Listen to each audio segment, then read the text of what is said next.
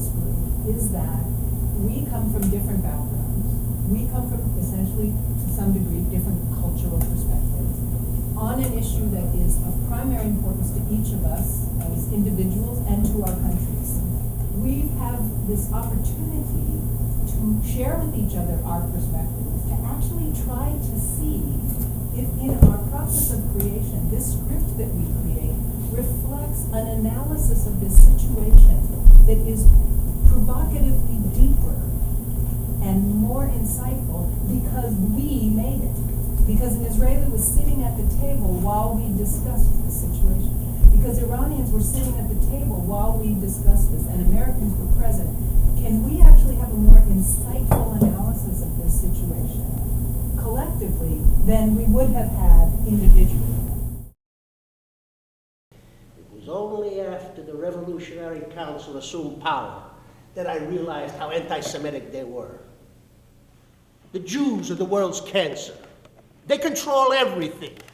They arouse conflict everywhere. They rob and exploit. The protocols of the elders of Zion suddenly appeared in every bookstore. In every convention, the Holocaust was denied. In America, you only get respect if you are white-skinned. We're all second-class citizens to the Americans. They will respect you if you have the bomb. Why should Iran not have the bomb when Israel, Pakistan, and India do? Even North Korea. The bomb is our only way to be acknowledged as first-class human beings. The world cannot allow Iran to develop a nuclear bomb, Nina. That's all there is to it. This is where we draw the line. Who's next? Syria? Egypt? Hey, we're the good guys here, okay? Camp David, Oslo. Maybe you're confusing us with one of your Hamas friends. It seems like someone is always profiting from war, and I keep wondering who will profit from this one. I remember back to the Peloponnesian Wars so many years ago. So much money grubbing going on back then, and for what? Let me think. Let's see. Religion! Ah, religion, that's a good one. Islamic Republic says, God told me do this. American administration says, God told me do this. You know, and Israeli Knesset says, God told me do this. It's that whole idea of it is not us, it is God who tells us what to do, therefore we must do it.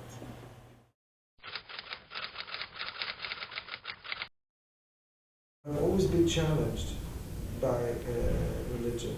I think that secretly, I've always wanted to be religious. I always wanted to be religious, and somehow I wasn't able to believe. I was never able to make this leap from watching or exploring the world in a rational way, to this assumption, which is irrational, that there's God in this universe. And I've been puzzled by people who were able to do it. I've been intrigued by them. I was jealous at them that they were able to be religious. On the other hand, I saw the tragic results of the power that clergies of all kinds accumulated.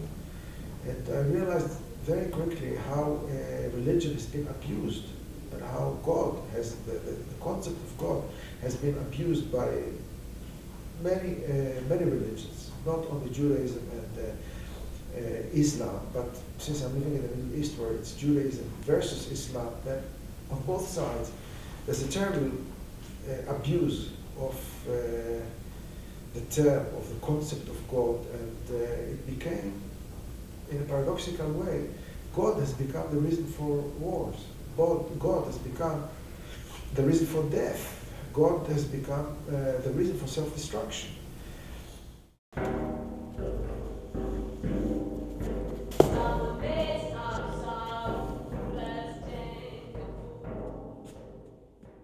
I gave it a great deal of thought, and I read the Bible, which Nothing in my life had forced me to read the Bible until this moment. And I'm uncomfortable with that story, and I have some serious reservations about using it. We haven't embedded it in our characters. So now we have this sort of vestigial interest in the meaning of religion in this context, but it's not embedded in the characters we've got happening. So if we just bring some religiousness into the play in a imagistic or metaphorical or symbolic way, it's not connected. Okay, maybe I've gone too far with talking about religion, but what we began with talking about. Catch this.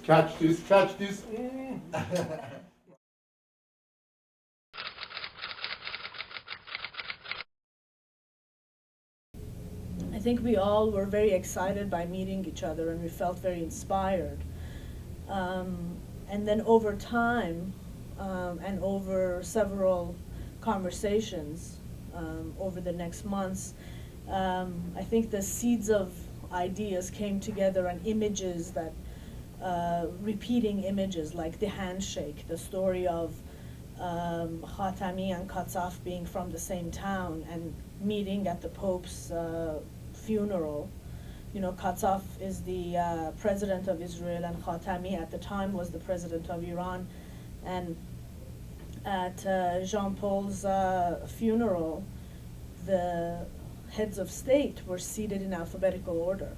So Iran and Israel were seated next to each other. And the two men are from the same town in Iran. Katsaf is was born in Iran. And so there was a report of the two men talking and shaking hands.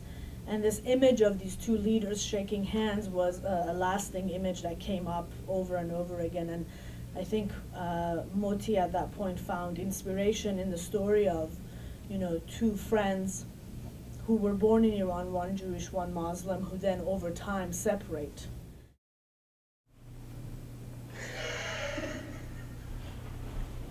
You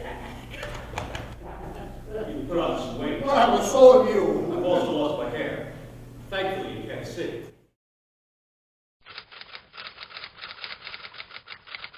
But in this case, everybody's going back to the drawing board. So, the writers are rewriting, and and so one of the challenges has been coming up with, a kind of spatial realization of what's there structurally in the play when the play wasn't fully there. So coming up with ideas sort of as it is at this current moment. And I think part of what I enjoy in a real collaboration is that ability to have ideas, push against other people with ideas, and then throw out ideas when they're no good anymore, instead of holding on and to the ideas and turning blue and saying I must have this. That in a real collaboration, an interesting collaboration, at a certain point it doesn't matter whose idea it is, whether it's an idea for directing or an idea for a design, because I've been making suggestions to the other collaborators, in terms of things that would be considered the director's purview. But I consider that the design has consequences, ramifications. It affects the directing, and the directing obviously affects the design, and all of it is affected by the writing. So instead of saying, I'm only doing my own little bit, I think we've all been participating, in the design, working with, I haven't worked much with Andy Lyons, we've just spoken a tiny bit, but conversations with Denise about the costumes, with the writers, with Mahmoud, the director. And it all shifts, it keeps moving, and you just get closer and closer and closer. So, in a way, one of the big changes was a kind of simplification, going back to something that was almost there from the beginning as an idea, but then got more complicated. It seemed to make sense in the middle of the process, and then some of that was simplified, and we went back to something that was really simpler. But I thought what about the possibility of actually splitting the platform, say by about 6 inches? Marty, you had the image of the earth breaking. And if the audience came in and it was bare to begin with, and then the narrator, or in the course of the narration or something, brought in the chorus people, bring in the carpet either this way or that way, bring in the furniture, so that essentially it's now solid. But the audience knows that it's very fragile and tenuous, and maybe that's too specific, too direct, not workable. But it could go back to being one piece again. Anyway, it was an idea I had. Then we go to junkyards together, the Army Navy stores. Find anything that relates to war. Come into the space and place it in the space, as opposed to building, as opposed to designing it. Place it in the space, allow the actors to work with it, and then if there need to go from one level to another, we can use this kind of stuff all the time. As soon as you told me about the project, this just sounds too exciting not to be a part of it. There'd be no problem. So for me, the real issue is the shrouding when they come in, and then the extra characters, and how do we deal with them? That's going to lessen the angle, which means it's going to tend to hit more of the audience in the eyes. The idea that maybe, the smoke, a little bit singed edges to it, but fairly realistic looking. Less is definitely more. These things are going to be more effective if there's only one thing. How many of these? Mahmoud was saying 500. I think there's 150 that go around.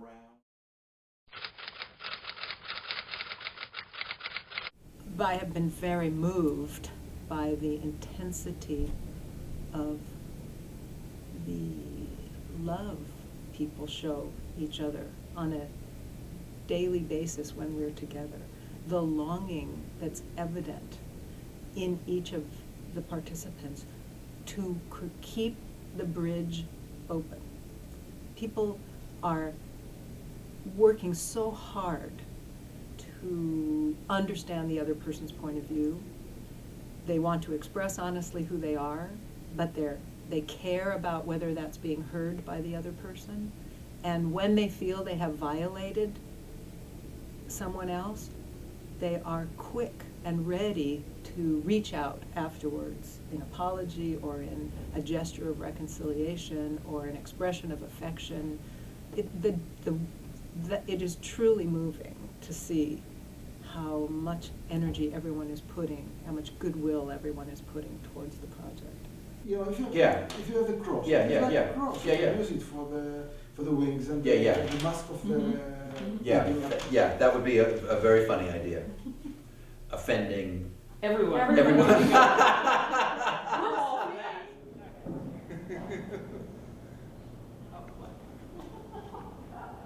You got enough light for this? They even just take a shirt They off. take t-shirt off completely. Yeah, like the Italians are doing. I'll show you.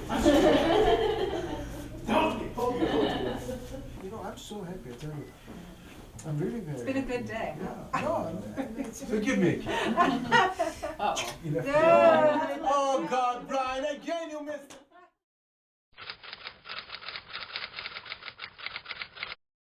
Collaborating with people like Marty is a very, very difficult thing to do. We spend a whole week just seeing whether we can listen to each other. Both because we both were carrying a bag of historical distrust towards one another, as an Israeli and as an Iranian. Also because we are coming from two different traditions of theater, completely. And as artists, we had the challenge of understanding each other. And to keep all that together, we needed to create some kind of a mixture of various styles that would also work for the audience, that would also be, that would also communicate to the audience. And as such, the play became a mixture.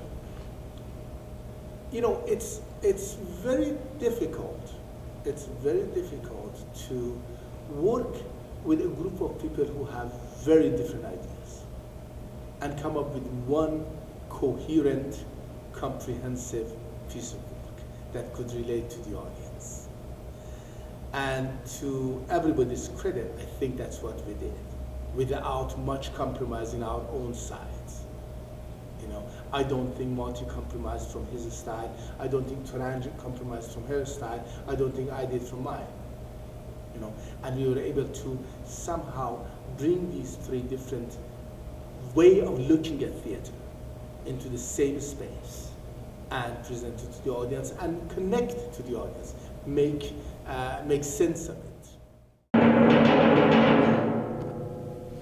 Hello. Hello, welcome, and good afternoon to you all. I am your host this afternoon, and I'm here to tell you a story.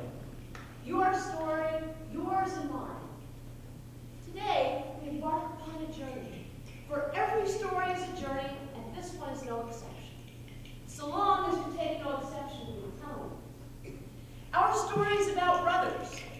Two brothers. Two brothers. Not much alike, not so very different. One hungry for power, the other for love. One chosen by his country, one by his God. Zamane saru saru kuras jengu. Bajuyan gamar jahan tengud. The time was filled with war, for the world was too small for those who sought conquest.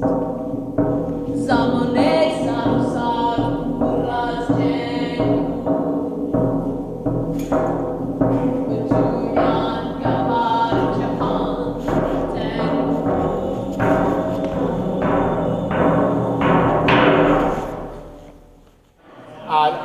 You can bring any percussive or any other instrument you want. This whole space in here is yours. No, listen to what she said, and then they play with it. I mean, you've got this, you've got this. It's one other thing that can add to it. I mean, you can add another thing. You're looking up there, you're down here. What if you want to put this right behind? Okay? And can you slide down on that, Paul?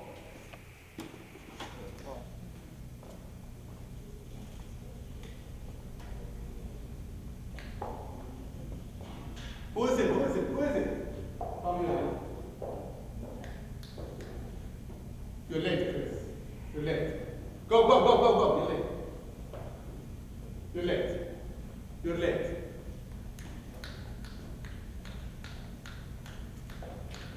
You're late. You're late.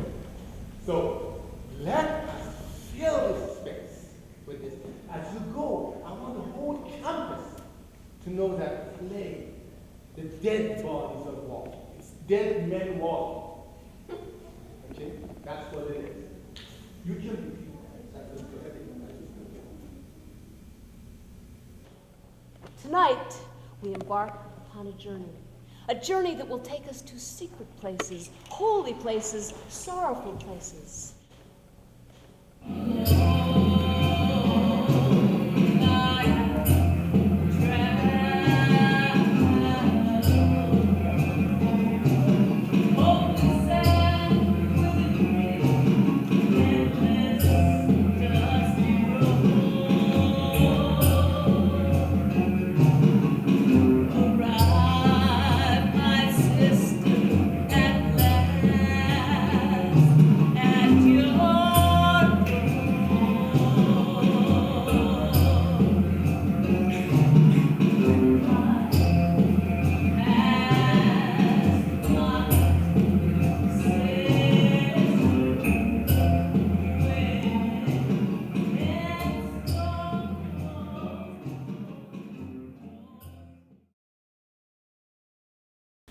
It's groundbreaking in that because I think of the number of collaborators and the fact that I came in on it so early in the process. and that the writing continued to shift even through some preliminary design things. So to me, that's very exciting. And knowing that that there will be changes after this, that this is getting it up on its feet, but I imagine that we will all know a lot, and for future productions, think about differences that will happen in the design, in the directing, in the writing. We've been very lucky that Siena College was able and agreed actually to support the process right from the beginning. We did several workshops here in the college. The workshops were amazing experiences. It was actually the first time in my life that I was sitting with Iranians, artists. They are not living in Iran. I'm talking about Mahmoud and Tourange, who are Iranian in exile, but the knowledge of Iran is huge. And for the first time, we start negotiating what are we going to write about. So I came up with these characters in the White House, the president, chief of staff. So I wrote scenes with them, so I wrote these White House scenes, and as well as narrator scenes. And then when I came here, we talked in more detail about where is the play taking place, at what time point. We tried to make the time point more critical, give it more urgency, that the US has given an ultimatum to Iran. Previous negotiations have fallen through. We have a new president in the White House, it's a woman. And as the narrator says in the play, the hope is that with a woman in the White House and with more women in positions of power, that that they can actually make a difference, that they can shift the military-focused policies, shift them to a more, humanistic or a peace-minded approach. So then, we really focused the play time-wise to 72 hours before the attack. So that's sort of the time point where the play takes place. If only women were in charge, the world would be completely different. No wars, no armies, more funding for the arts. I get so tired of men bickering all the time and making things so difficult for the rest of us. This is why, ladies and gentlemen, it is our good fortune that we have women in our table this afternoon. Good morning, Tommy. Has anything changed since our last briefing? General McKinley, have I been unclear in any way? And that is my decision. Madam President, there are more women in the Iranian parliament than the U.S. Senate. I will do anything in my power to stop that from happening. It was an honor to serve with you, Madam President.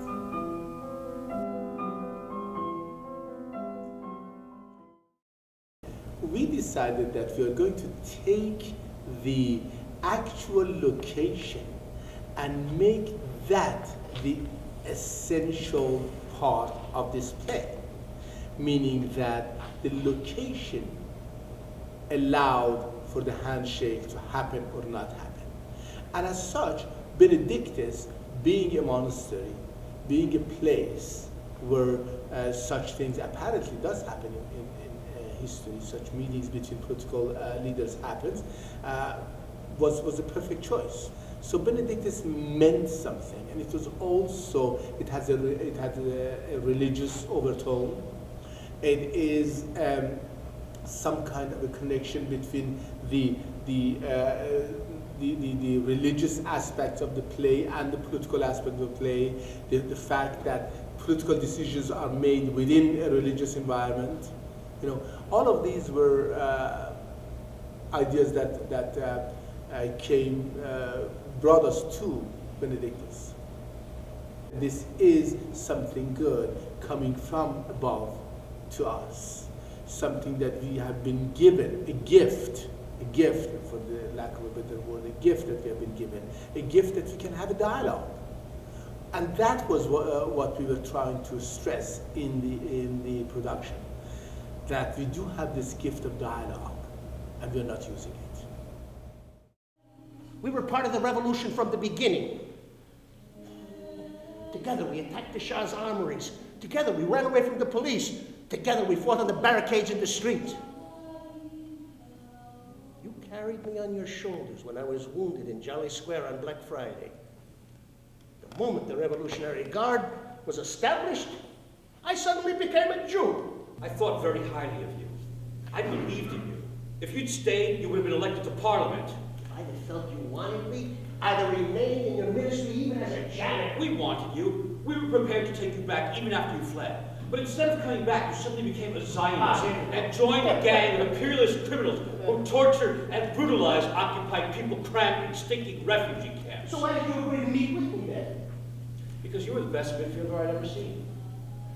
I remember at least 4, maybe even 5 of your passes that led to unforgettable goals. Because, thanks to you, I didn't slash my veins in the Shah's prison. We must prevent this war, Usher. When the Americans attack, one-ton bombs will fall like rain, not only on nuclear facilities, on military bases, government offices, schools, stadiums, bridges, roads. Hundreds of thousands will be torn to shreds, burned alive, crippled. What the Americans did in Iraq and Afghanistan was a fireworks display compared to what they will do to us. Since when have you people had such respect for human life? In the war with Iraq, you sacrificed 500,000 people without batting an eye. You sent 7-year-olds to clear minefields. Where were you then? I was one of the people who did everything to stop that. I was in the minority then, and I failed. Today, I can lead a more powerful opposition with other people who have also had enough of the Islamic Republic. We want freedom. We want democracy. We want separation of church and state and to rebuild our economy. I have such people in the business community, among intellectuals, students, even in the military. This time, we will succeed. People in Iran don't want a war with America. They want a way out, and so do the Americans.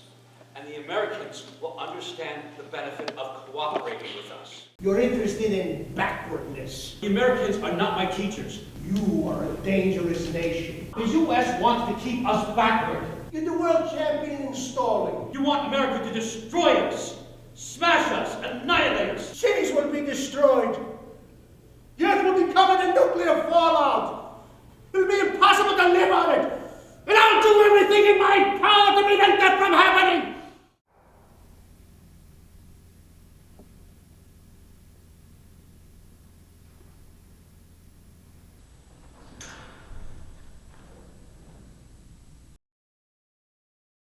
We find ourselves propelled towards towards current events. And that unites us because all of our countries are at risk should things proceed as they promise to proceed at this point. So I think we all share the desire to issue a warning through the play that this could be the way things proceed.